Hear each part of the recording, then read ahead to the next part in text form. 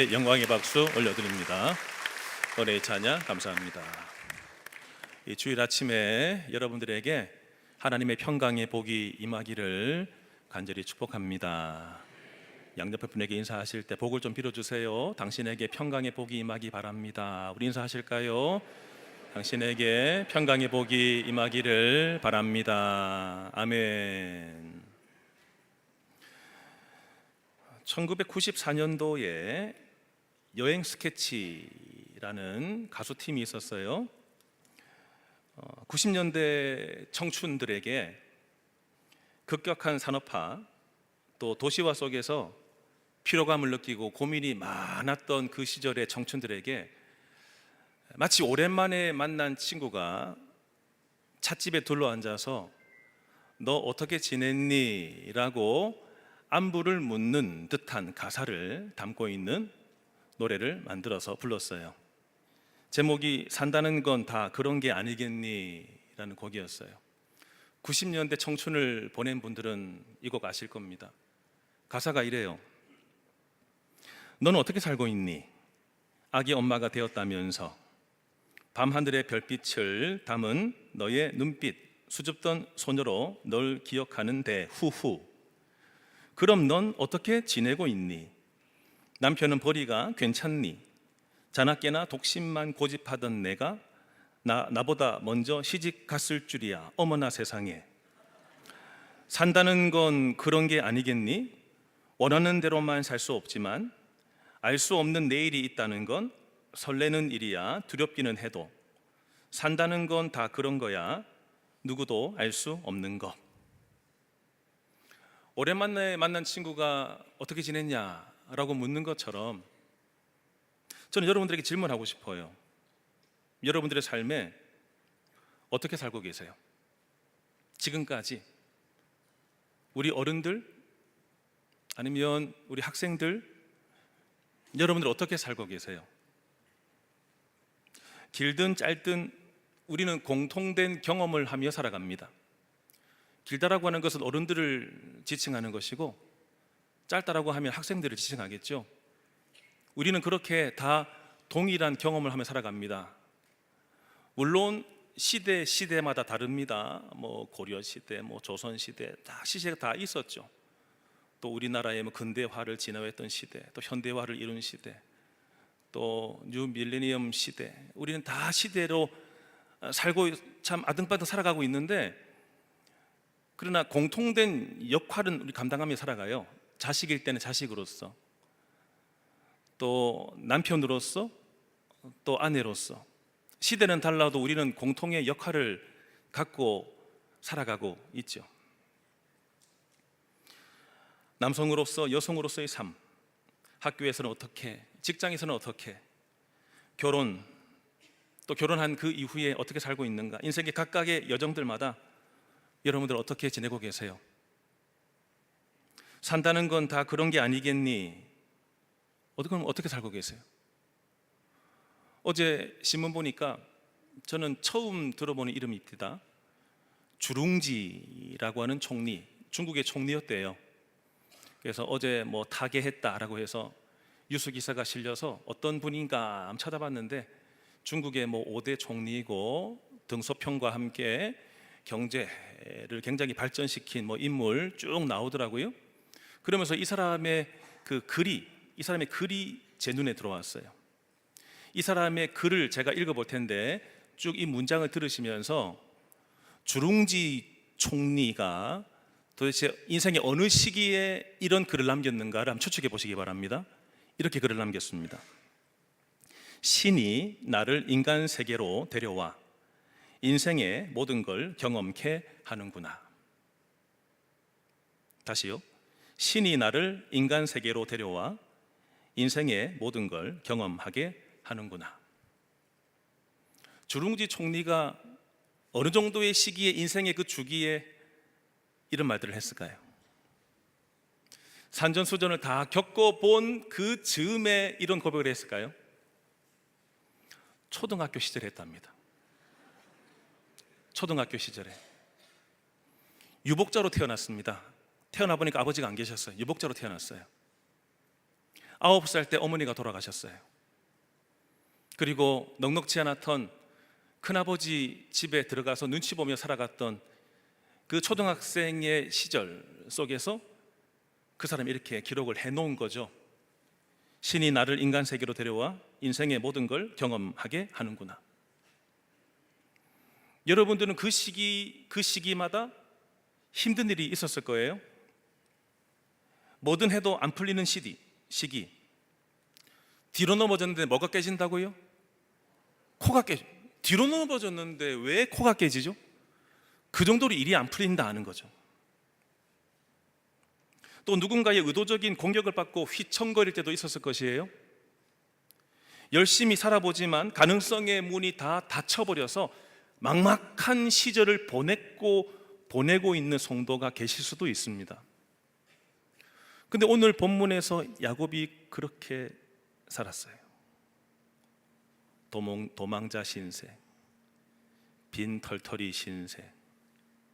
아내를 얻었지만 14년 동안 아무것도 얻지 못한 채 그냥 힘겨운 노동 시절을 지나야 될 그때, 지난주 말씀에 의하면 14년 동안의 모든 계약 기간이 끝나서 이제 지긋지긋해. 이 삼촌 집에서 벗어나고 싶어. 나도 내 집을 세우고 싶어 라고 하면서 이제 떠나겠다라고 결단하는 내용이 나옵니다. 그때 삼촌이 막 달래는 거죠. 네가 품삯을 정하면 내가 다 줄게. 다시 계약 맺자. 좀 있어. 다시 붙잡았던 것입니다. 그때 야곱이 뭐라고 제안하냐면, 저는 이제 외삼촌이 주는 것 받지 않겠습니다. 외삼촌에게 매이기 싫습니다. 그러나 이거 하나만 들어주세요.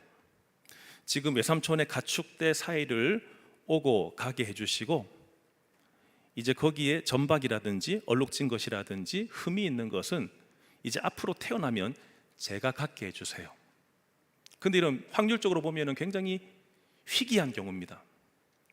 단색이 태어나기가 쉬워요. 양은 흰색, 염소는 검정색, 갈색. 단색이 훨씬 더 태어나기 쉬워요. 점박이 까만색, 까만 양 본 적 있으세요? 흰 염소 본 적 있으세요? 불가능합니다. 그러니까 이런 계약을 제시하니까 이게 웬 떡이냐라고 하며 라반이 덥석 받습니다. 그래, 그대로 하자라고 하는 게 지난주 내용이었어요.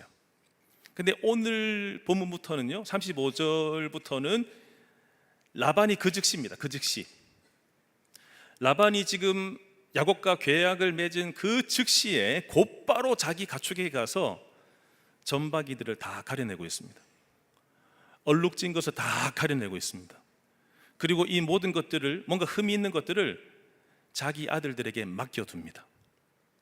그리고 야곱이 양을 쳐야 되는데 이런 흠이 있는 것들은 현재 없는 상태에서 앞으로도 이런 것들이 안 편하게 하려고, 그리고 아들들을 보낸 이후에도요, 지금 야곱이 양떼를 치고 있고 자기가 가지고 있는데 3일기를 띄워 넣습니다. 3일기. 조금이라도 섞이지 않도록, 조금이라도 교배가 일어나지 않도록, 혹여나 하나라도, 한 마리라도 점박이나 얼룩진 것이 태어나지 않게 하기 위해서 철저하게 구분하고 가려 놓는 라반이 남입니까? 야곱의 어머니의 오빠예요. 외삼촌입니다. 그런데도 라반이 이 행동을 하고 있습니다. 14년 동안이나 부려먹었으면서 자기가 훨씬 더 많은 새끼, 양떼들을 얻을 수 있는 확률이 있으면서 조카가 조금 하자가 있는 것만 약간 가져가겠다고 하는데 아예 원천 봉쇄합니다. 저는 라반이 참 주도 면밀한 사람이라고 생각을 해요. 라반은 단지 돈을 좋아하는 사람 정도가 아닙니다. 자기 이익을 위해서라면 관계가 깨져도 상관없어요. 내 주머니만 불릴 수 있다면 약속을 저버리는 것도 문제가 안 되는 사람입니다. 철저하게 계산적인 사람이죠. 야곱에게 한치의 틈도 내주지 않습니다. 야곱의 상황은 어때요? 기울어져 있는 운동장에 선 것도 아닙니다. 훨씬 더 심각한 경우입니다. 퇴로가 없이 거의 막장, 라반의 벽 앞에서 벼랑 끝에 서 있는 모습이에요. 무기력함을 느껴야 되고 박탈감을 느껴야 되고, 내가 그래도 으쌰으쌰 열심히 살아보려고 했는데 삼촌이 저렇게 악하게 하네. 하나님 안 되겠네요. 제 인생 포기할게요. 그러지 않았습니다. 지금 야곱이 그런 상황에 내몰렸어도 36절 하반절 말씀 보시면 남은 양떼를 치고 있어요. 라반이 다 가져갔습니다. 문제가 생길 여지가 전혀 없습니다. 남아있는 온전한 단색만 가지고 있습니다. 나에게 주어져 있는 이것을 가지고 마치 쥐어짤 수 있는 최선의 노력을 합니다. 이게 37절 이하죠. 야곱의 가축 번식 전략을 보세요. 갑자기 우리가 이름도 생소한 버드나무, 살구나무, 신풍나무, 신풍나무 찾아보니까 플라타너스라고 되어 있더라고요. 이 나무의 가지를 꺾어와서 껍질을 벗겨서 얼룩진, 그리고 흰무늬가 드러날 때까지 깎아줍니다. 학자들은 여기에 재미난 말놀이가 있다고 생각합니다. 지금 야곱이 라반에게 철저하게 봉쇄당해서 그나마 살아남기 위해서 자기가 생각하는 하여튼 미신적 방법인지 당시 사람들이 그렇게 했는지 모르겠지만 막 깎아내서 흰 부분을 드러나게 하고 있습니다. 여기서 여러분 재미난 말장난이 뭐가 있냐면, 라반의 이름의 뜻이 뭐냐면 히다라는 뜻입니다. 히다.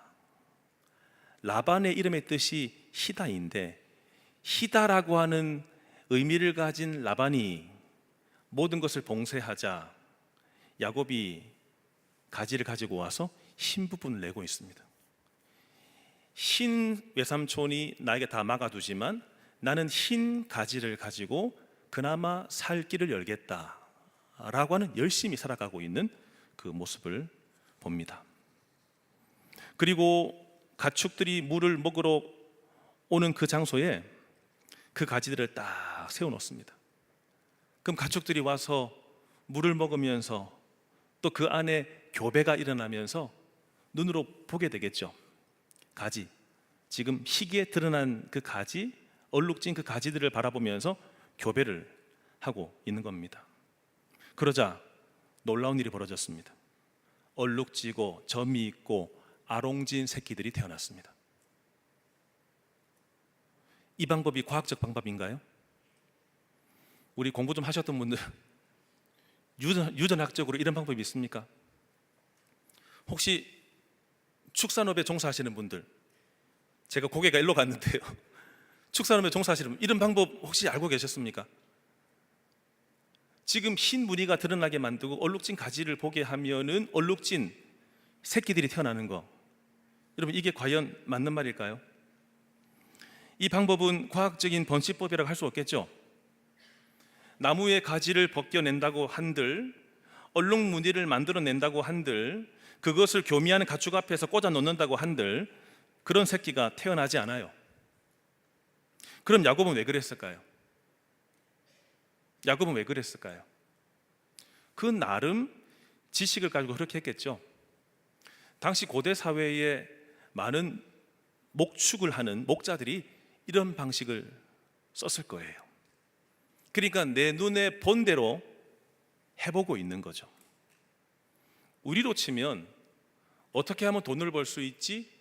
아, 내 친구가 이렇게 말을 해주더라. 내가 아는 지인이 이렇게 해서 대박이 났대. 아니면 하나 예를 든다면 부동산을 통해서 돈을 벌어야 되는데 그러면 아파트를 가져야지. 근데 나는 영 재산이 없어. 아파트를 못 사. 그럼 어떻게 해야 됩니까? 뭐 지금 현행의 법을 말고 그냥 일반적으로 어떻게 했었습니까? 그냥 은행권에 가서 빌려가지고 영혼까지 끌어모을 정도로 끌어와가지고 이것을 구입한 이후에 이자가 생길 때 하여튼 집값이 땅값이 뛰게 되면 이 부분을 가지고 갚으면 되겠다라고 하는 사람들의 말을 듣고 그대로 하는 것이죠. 저는 뭐 영끌이 맞다 틀리다를 떠나서 하나의 문제점은 그겁니다. 사람의 영혼을 끌어모으는데 영혼의 깊이가 다 달라요.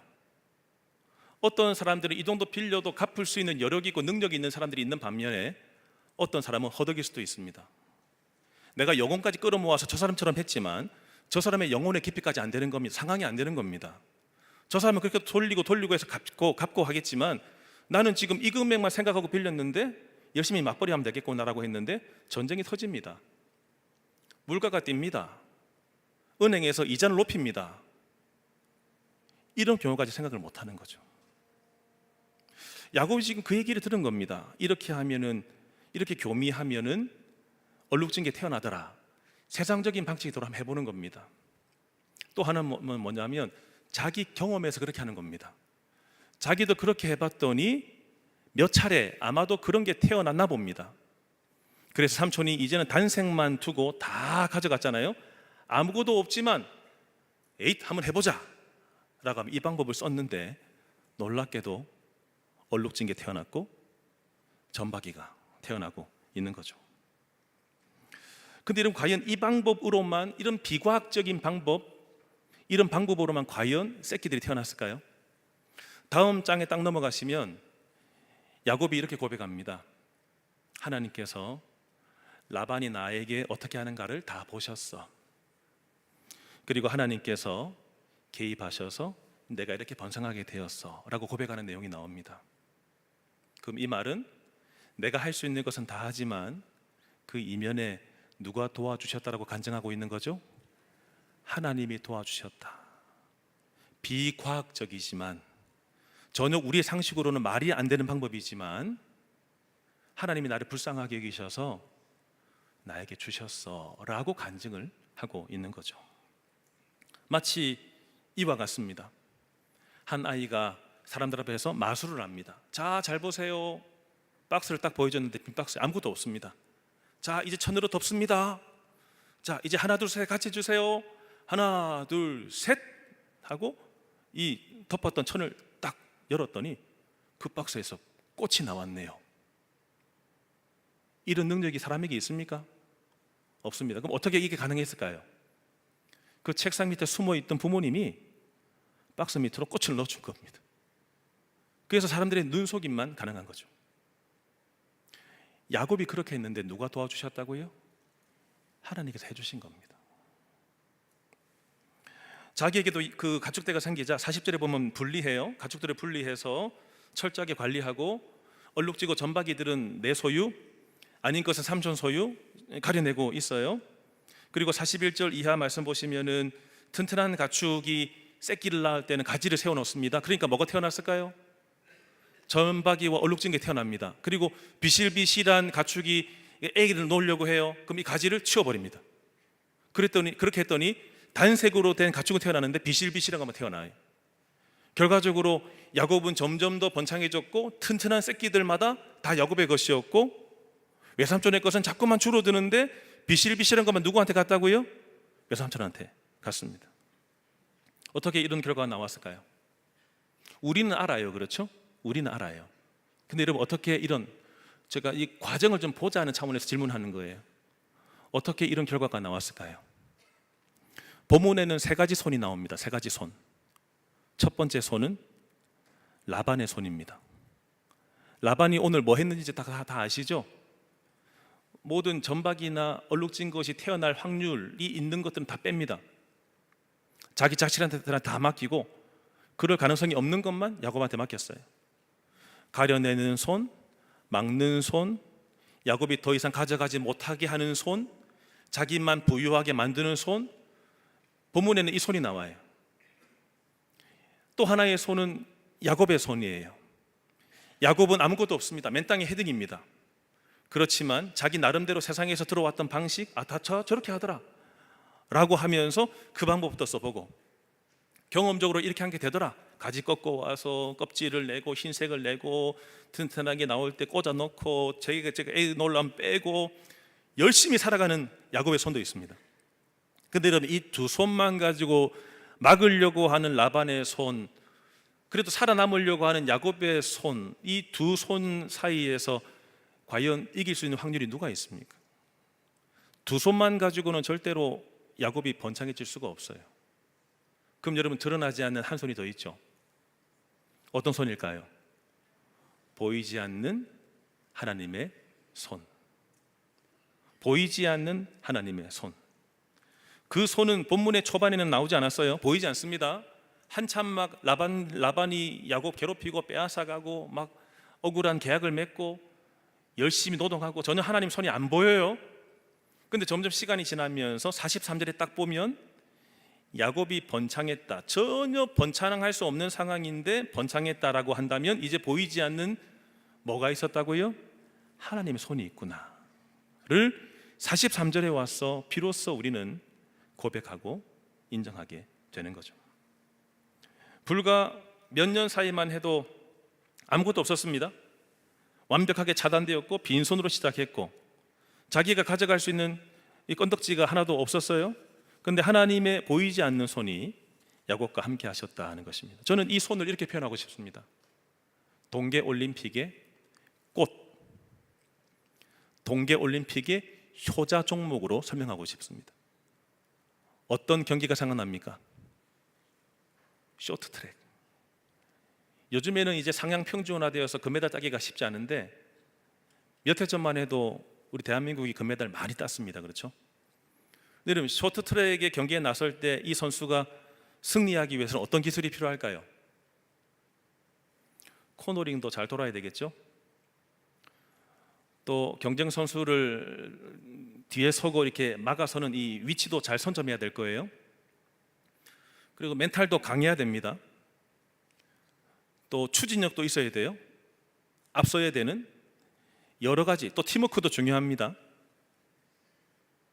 이런 쇼트트랙에서 금메달을 따기 위해서 많은 기술들이 필요한데 하나의 기술 또 하나를 얘기하라고 한다면 이제 출발 선수를 뒤에서 추진력 있게 밀어주는 기술입니다. 아무나 밀면 되는 게 아닙니다. 첫 번째, 하체 힘이 튼튼해야 돼요. 밀어주려면.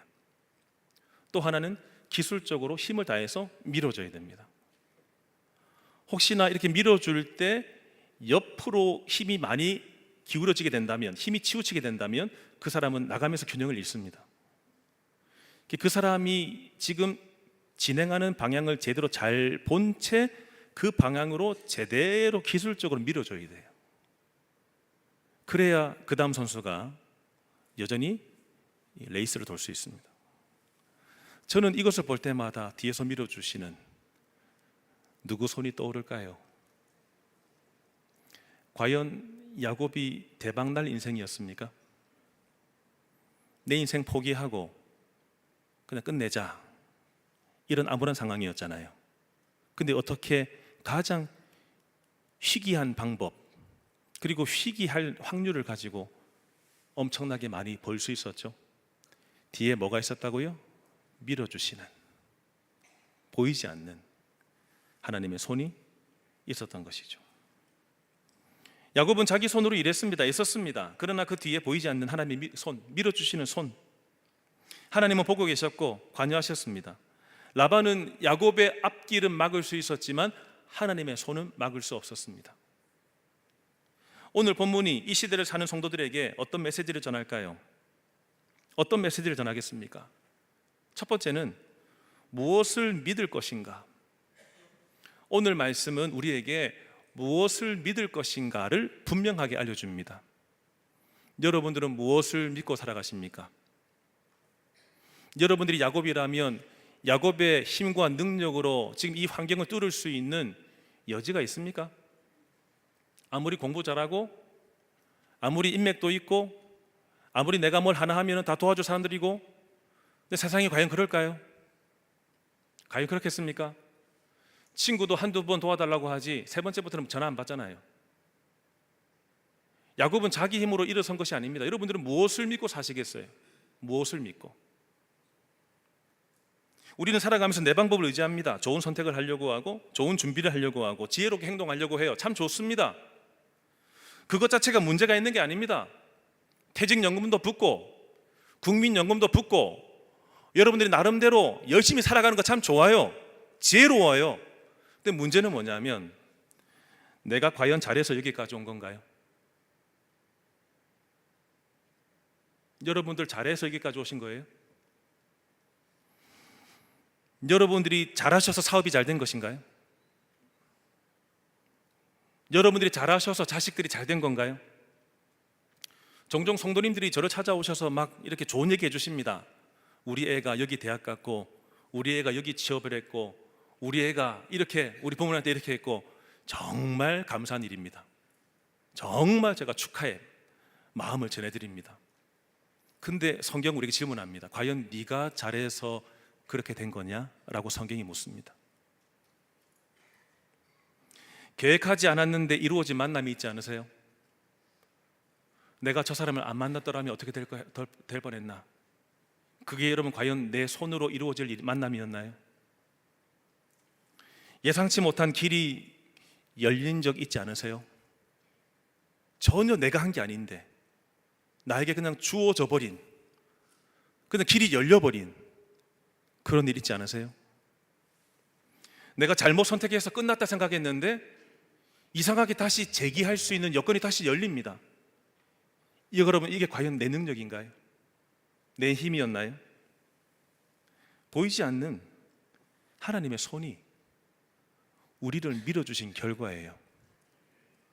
그러니 오늘 말씀 우리에게 첫 번째 이 사실을 알려줍니다. 무엇을 믿으며 살겠습니까? 야곱이 능력을 가지고 있었나요? 아니죠. 나도 능력이 있었나요? 아니죠. 보이지 않는 하나님의 손을 믿고 살아가야 된다는 메시지를 우리한테 주고 있는 거예요. 두 번째는 뭐냐면, 현실을 과연 어떻게 해석하시겠습니까? 질문은 현실을. 여러분들이 현실을 어떻게 해석하시겠습니까? 여러분들 현실, 어린 시절부터 지금까지 만족스러우세요? 나에게 주어져 있는 조건이 만족스럽냐고요? 저는 자라오면서 제일 배가 아팠던 사람들이 재벌 자식들이었어요. 재벌 자식들. 저희 시절에는 이런 용어가 있었습니다. 오렌지족. 나도 오렌지족이 되고 싶다. 나도 외제차 끌고 싶다. 근데 우리 아버지는 40 넘어서 목회하고 신학하고 개척 목회하고 있네. 나는 그냥 나가서 그냥 차량 봉사해야 되는 이스타나를 몰고 그레이스를 몰고 성도들 또 태워 날라야 되네. 나도 주일 어디 좀 가고 싶은데 내 나이 청년인데 나 이렇게 그냥 봉사만 해야 되나? 예? 뭘 하고 싶어도 전혀 자산이 아무것도 없고, 근데 저 집안은 보니까 애들이 그냥 아르바이트도 안 해도 그냥 유학도 가고 학원도만 몇 개나 다니고, 나는 학원 보내달라고 할 때 겨우 사정해서 하나 갈 수 있고, 태어나는 것 자체가, 이 배경 자체가 마음에 안 듭니다. 불공정해 보입니다. 시작부터가 다른 출발점이죠. 라반이 그랬습니다. 라반이, 야곱이 그랬습니다. 라반과 출발할 때 그는 가진 게 없었습니다. 오히려 모든 재산을 라반은 자기 자식들한테만 다 줬어요. 아무것도 가진 게 없어요. 나의 배경만 생각한다면 불공정해 보이죠. 이 불공정한 현실 속에서 아무것도 할 수 없다고 생각하는 거죠. 왜 나만 희생해야 되나? 왜 착한 사람 계속 손해봐야 되고, 왜 정직한 사람은 날마다 바보가 되어야 되는가? 문제와 사고는 저 사람이 쳤는데 왜 내가 다 처리해야 되는가? 저 사람은 저렇게 건강한데 나는 이렇게 신경 써도 나는 왜 이렇게 늘 병들어 있는가? 저 사람은 운동도 안 하고 맨날 숨쉬기 운동만 하는데도 건강하게 잘 사는데 나는 맨날 공골하고 병원 가야 되고 또 때마다 수술 받아야 되고. 불공평해. 제가 불공평하다 생각하는 부류가 또 있습니다. 많이 먹는데 살이 안 쪄요. 우리 교회도 그런 분 계세요. 그래서 제가 밥 먹을 때마다 늘 얘기해요. 좋겠습니다. 많이 드셔서 살이 안 쪄서. 근데 그분이 그냥 스스로 이렇게 말해요. 목사님, 배는 나왔습니다. 저는 물만 먹어도 살쪄요. 살 안 찌기 위해서 부단히 땀을 흘리고 있습니다. 그래도 이 정도예요. 세상은 불공평해요. 불공평한 일이 얼마나 많은지. 야곱은 이 현실을 어떻게 해석했지요? 이런 불공평한 현실을 어떻게 해석했습니까? 우리는 이 타이밍에 나에게는 왜 이런 일이 생겼나? 이렇게 막 항의하기도 합니다. 주님, 과연 계십니까? 왜 나에게 이런 질병을, 왜 내가 이런 사고를 당해야 되고, 내가 왜 이런 실패를 해야 되고, 내가 왜 이렇게 한숨 절로 나오는 이 상황을 만나야 됩니까? 그러나 여러분, 현실을 어떻게 해석하라고 오늘 성경이 말해주고 있죠? 이때 붙잡아야 될 것은 상황이 내 앞길을 막지 못한다. 사람이 내 앞길을 막지 못한다.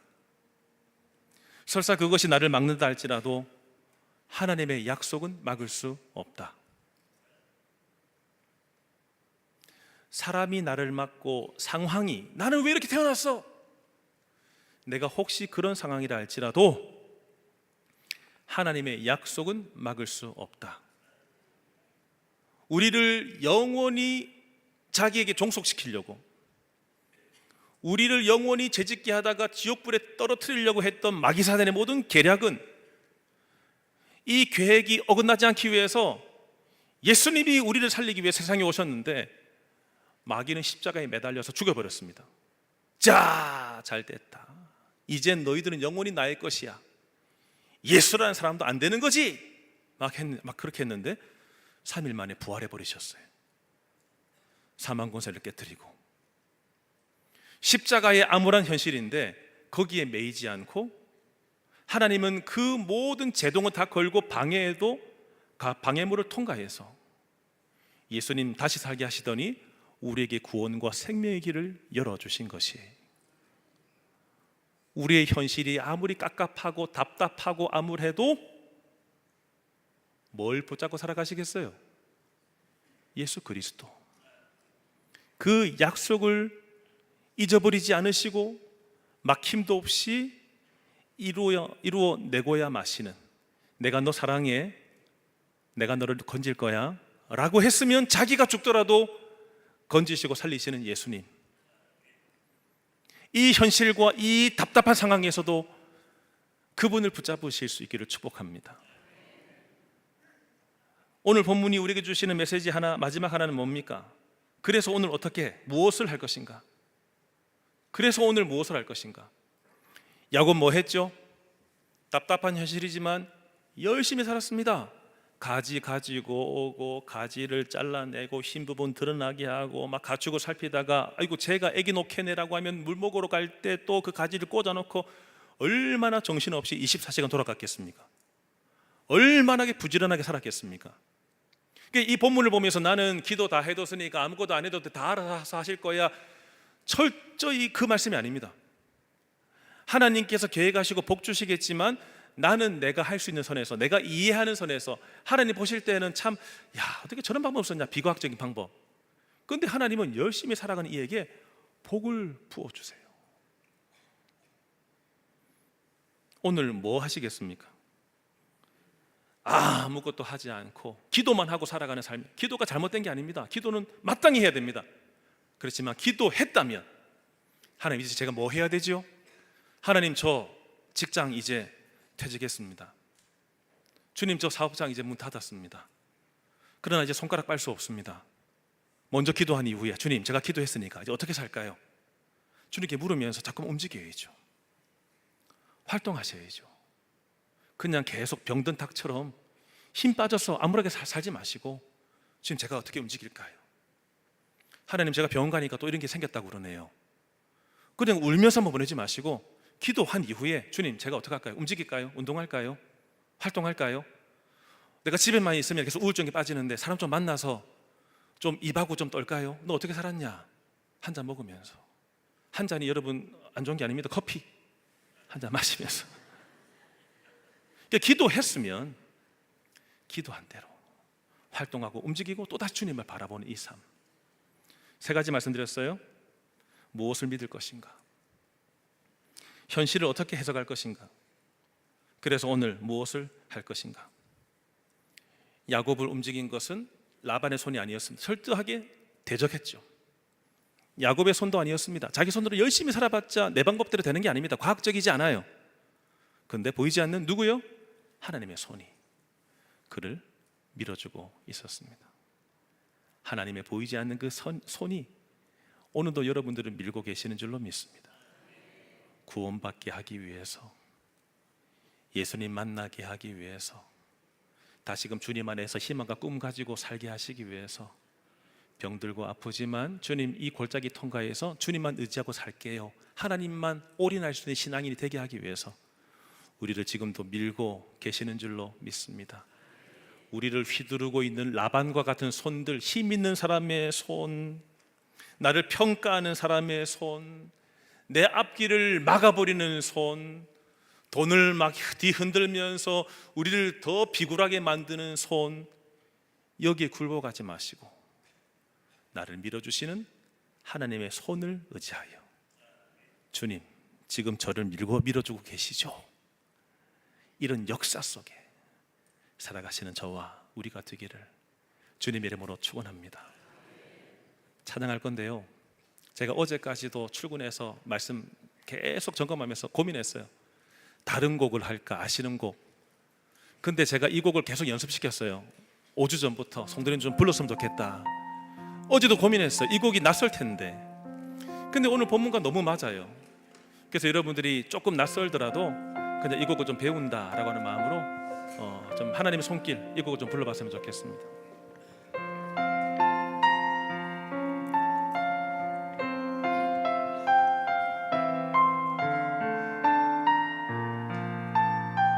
메마른 영혼을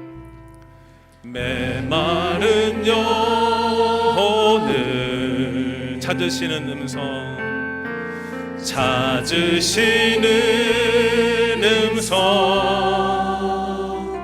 따스한 숨결로 시선으로 내 이름을 부르시네. 시린 세상 속에서, 시린 세상 속에 홀로 서 있던 날 비로소 느끼네. 그의 손이 항상 나를 붙드셨네. 보이지 않는 손, 날 이끄시는 힘, 전능자의 능력, 하나님의 손길. 내 능력이 아닌 오직 하나님의 능력, 그의 손으로 인도하네. 메마른 영혼을 찾으시는 음성, 메마른 영혼을 찾으시는 음성, 따스한 숨결로 시선으로 내 이름을. 시린 세상 속에 살고 있는 성도들이여, 시린 세상 속에 홀로 서 있던 날 비로소 느끼네. 그의 손이 항상 나를. 다 일어나세요. 다 일어나셔서 보이지 않는 손, 날 이끄시는 힘, 전능자의 능력, 하나님의 손길. 내 능력이 아닌 오직 하나님의 능력, 그의 손, 보이지 않는 손, 날 이끄시는 힘, 전능자의 능력, 하나님의 손길. 내 능력이 아닌 오직 하나님의 능력, 그의 손으로. 우리 마지막으로 보이지 않는 손, 나를 이끄시는 힘 전능자의 능력 하나님의 손길 내 능력이 아닌 오직 하나님의 능력 그의 손으로 인도하네.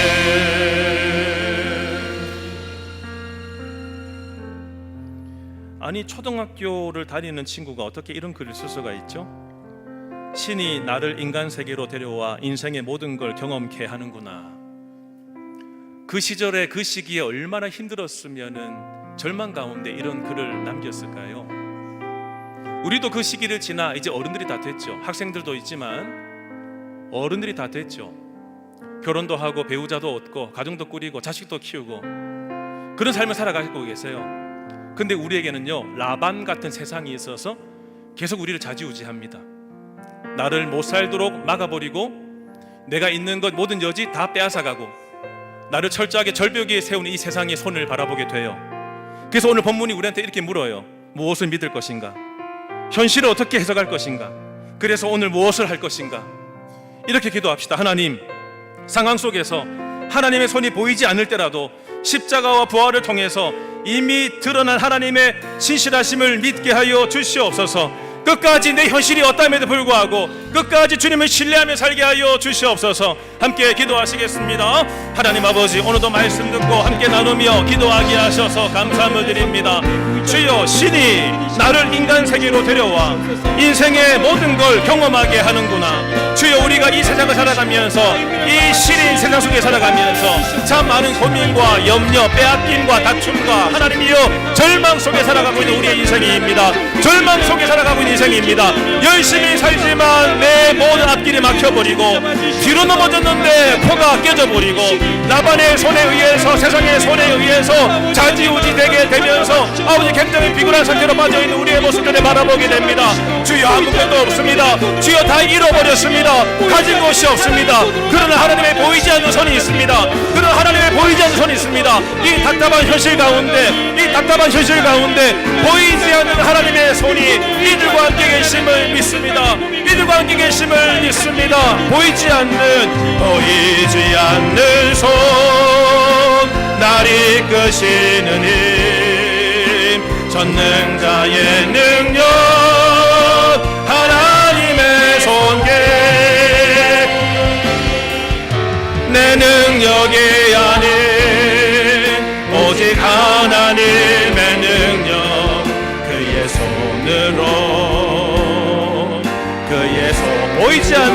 보이지 않는 손 날 이끄시는 힘 전능자의 능력 하나님의 손길 내 능력이 아닌 오직 하나님의 능력 그의 손으로 인도하네.